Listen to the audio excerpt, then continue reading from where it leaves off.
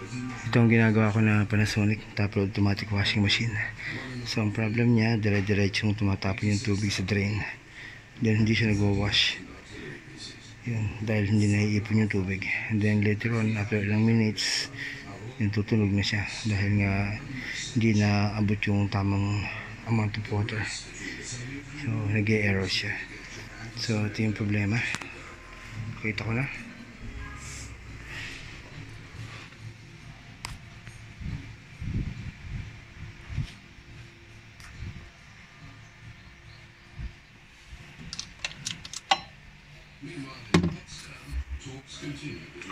So kailangan tanggalin yung kanyang drain valve.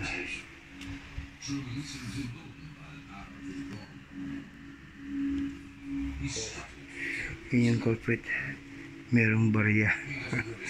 So kapag may mga barya yung labadang nilagay, yun, babarayin sa drain valve. Itong drain valve na to, hindi siya makakalapat. Yan, instead na makakalapat siya ng tama, nangyayari, nakaangat siya kasi nga mayroong coin na salalak sa kanya.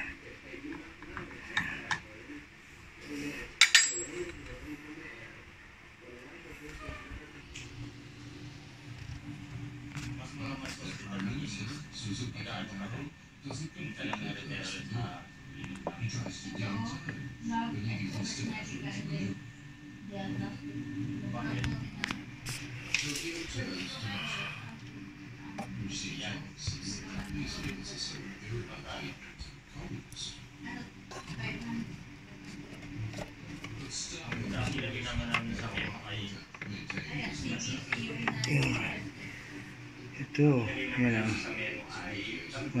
dumi na siya o. Ibig sabihin, matagal na siyang nakababad dito. Yan. Sir, ito problema. Meron nga. Kita mo itsura niya, matagal na, nasa loob. Hello. My gosh. So, Ito po ba sala rin, sir? ito, makikita mo sa video ko. Marami na akong nagagawang ganyan. Buti nga't lumabas. Kasi kung hindi lumabas siya at na-stuck sa loob, matrabahong bukasan yan. Pero dito nakabala, actually kaya ako siya natanggal kasi nga, tanggal ko to.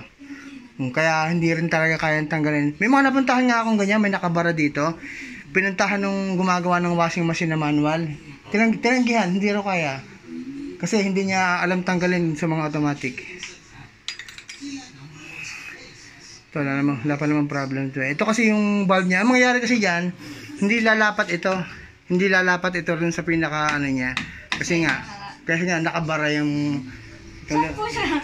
Exactly. Yan, ganyan, nakaganyan siya dyan. Oh. Kaya yung tubig mo lalabas kasi hindi siya nakalapat yung diretso.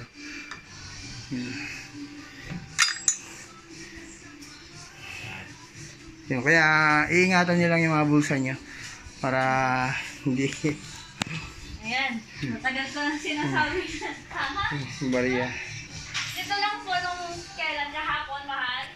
Pero sa itsura niyan, Daming barya. pero sa itsura niya matagal na yan, nasa mga isang taon na yan.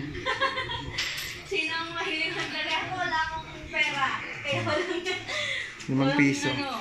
May nagawa na akong ganito, isang dakot yung bariya na nakuha ko. Dami. Oo, talagang naipon ng naipon.